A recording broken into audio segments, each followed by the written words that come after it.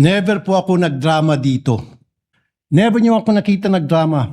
What disturbs me is that it is the inaction of the minority floor leader. Ayaw ni Senator Cayetano, Alan Cayetano.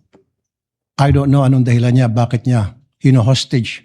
Hino-hostage niya po yung mga LEDAC bills sa kanyang pagtanggi na bigyan ng go signal ang kanyang mga kasamahan sa minority.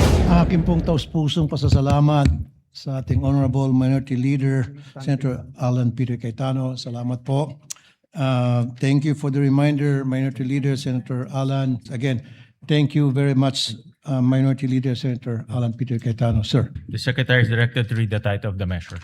An act establishing a comprehensive, integrated, and sustainable reintegration program for overseas Filipino workers. Mr. President, may we recognize a distinguished sponsor, no other than our distinguished colleague from Isabela, Davao, the Republic of the Philippines, the chairperson of the Committee on Overseas Filipino Workers, no other than Senator Raffy Tulfo.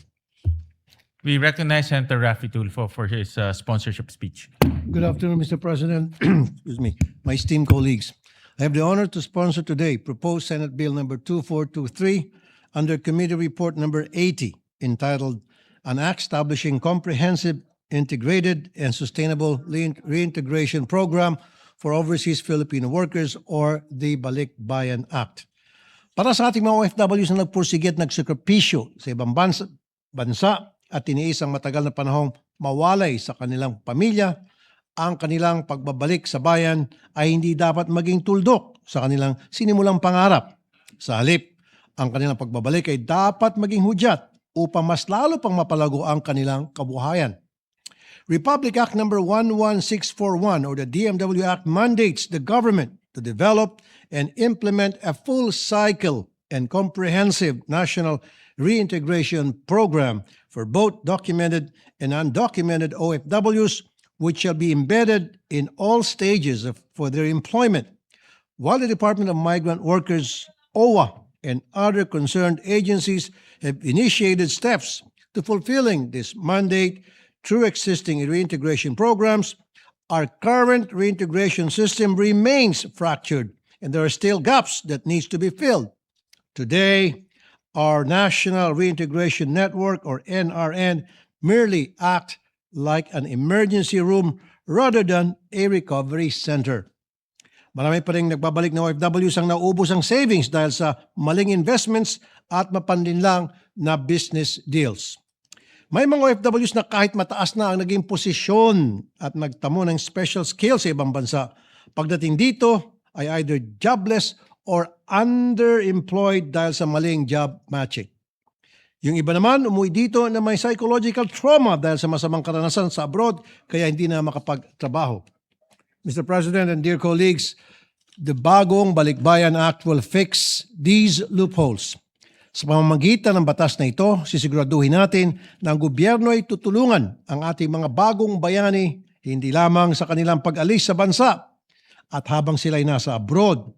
But more importantly, we will make sure that when they return home, may tamang sistema upang tuloy-tuloy ang pagtulong sa kanila at nang sa gayon, sila ay manatili na sa bansa.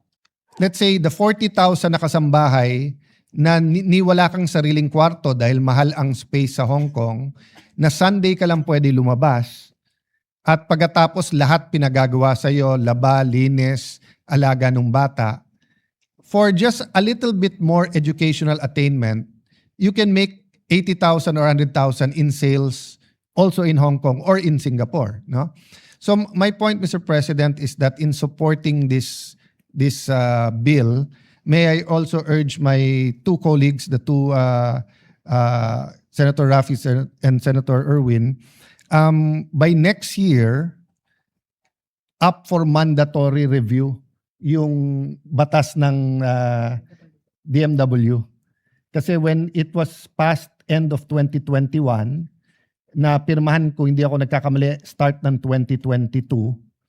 And then, so by start of next year, mandatory review nung 5 years. So, none of us who sponsored during that time at wala pang Tulfo sa Senado noon, meron na sa Kongreso, if I may say to my friend, Senator Raffy, the better Tulfo was in the House of Representatives, si Madam. Having said that, I'm excited no to discuss this at the proper time and to ask the departments no how they will not only help this bill and coordinate, but how will they make sure that this bill will really translate into success for our OFWs. Thank you, Mr. President. Thank you, Minority Leader. At the yes, we recognize Senator Erwin Tulfo. Rafi po. Rafi Tulfo for the intervention. Did I put Aking pong taus-pusong pasasalamat sa ating Honorable Minority Leader, Senator Alan Peter Cayetano. Salamat po. Thank you for the reminder, Minority Leader, Senator Alan. We will organize and convene the Oversight Committee as soon as possible and undertake the proper review of the DMW law. That is one of the priorities of the Migrant Committee in the coming days. Again, thank you very much, Minority Leader, Senator Alan Peter Cayetano. Sir. Yeah, thank you. At hindi pa naman huli, sir, kasi technically January pa naman next year.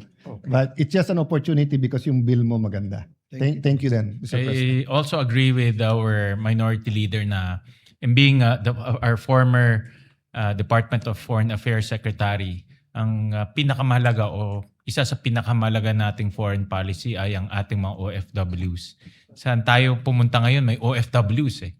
At yung kanilang kapakanan ay dapat natin bigyan ng prioridad, no? Dahil yung kanilang inuuwi sa pamilya nila ay nakakatulong rin para sa ating ekonomiya. Kaya ako isang ayon po ako sa mga manifestation ng ating Minority Leader. Mr. President, I remember many years ago, I went to Malacanang personally to meet with then DFA Secretary Alan Cayetano para ilapit yung problema ng tatlong OFW na hindi ma-action-actionan kung ano-anong ahensyang pinuntahan ko na.